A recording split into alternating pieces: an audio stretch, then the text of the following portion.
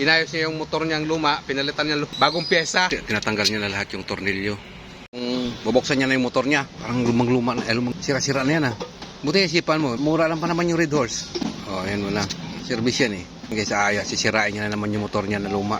Buti niya naalala ito kasi mas naalala niya yung Red Horse kisa sa motor niya. Ha? Ang ganda pang tanggal. Oh. Bilis ah. Ayos yan ah. Dili lang ah. Natanggal agad.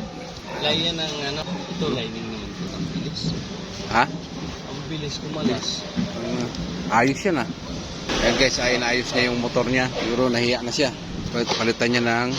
Yan. Yan. Ano ba yan? Torque drive assembly, pulley. Palit lahat. Palit. Pangkalakal na naman yan ah. Tingnan natin kung pwede pa. Pwede pa. Pwede pa naman. Wala pa. Mga abot pa to mga doon. Diba, pinalitan mo na yan eh. Hindi, tagal na to. Ha? Kaya pa. Malapit lang naman ang tinatakbo mo kasi. Dugtong-dugtong na pambelt. Pwede dyan eh. Anong size yan? 49. Ang lakas ano? May spring yan eh. Palas na nga eh. Ikutin mo na lang. Spring yan. Ang spring niya. Sira na. Di pa, maayos pa eh. Ito kasi kakalas yung tutol natin. Okay pa siya. Sunod. Yan, tatanggalin niya na yung... Lining. Napatan niya ng lining ng truck. Bagal kasi tumakbo eh. Tinanggal niya na yung spring. Mamaya, hiwa-hiwalay na yan. Pag umandar yan, bubuka yan eh. Yan. Diba? Kapatid niya oh. Palitan mo. Oo. Tingnan mo yung grasa oh. Kaya minsan, pigil yung takbo mo dahil ito, nagkakabitan ng lining, ito siya. Oh. Hindi na minsan pumapalo ng maganda. Ito kasi alaga to. Kaya gumaganong-ganon. Hindi mo yan alaga, hindi yan papalong ganon. Oo, bubuka. Kaya minsan, muugong kasi dahil dito, hindi na siya naglalaro ng maganda. Kailangan nililinis mo to. Tingnan mo, madumi. Yan, langgayan mo ng singer oil. Yung padulas ba? Sanay ka sa padulas. Mahal ng kakabit mong visa. Hindi ka marunong mag-maintenance. Walang kwenta yan. Yan. Yun, no? Ayos na. Yan lang kasimple yan. Yan mo, masikip pa siya, di ba? Ganun yan sa una. Patin daw. Ganyan yan, maluwag na yan. Malsik. Pasok na yan. Pagkano bili mo yan? Ito. Oh. Wow.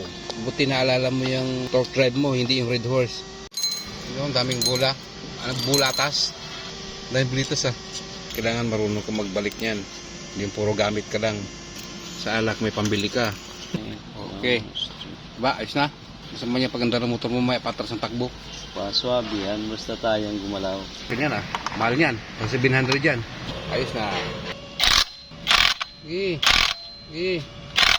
Tingnan mo ha, yung paglalagay ng grasa, dapat yan lang yan. Oh. Matapon. Yan o, pag ginanon mo yan, nandun na yung grasa sa loob. Ito yun, GBT, Oh. ito naman, sun racing. Parang pang karera yan ah. Swabe yan o. Saan naman yan? Swabe yan o. Anong tawag yan eh? Pulit. Ngayon, dito, lang siya ng singiroy. Tikuti lang. Brand new. Ang laki na nga ng motor mo ngayon. Magkano lahat yan, Bill? Kulang-kulang 5. Kasama na ito. Ganda ng karton ito ah. Hindi lang karton ang maganda dyan, pati presyo. Maganda. Maganda. Diba? Paano pag nagbaliktad ang kabit? Hindi pwede yun. Bill. Malapit na maayos yung motor niya. Masama nito maya yung andar paatras. Diba? Oh.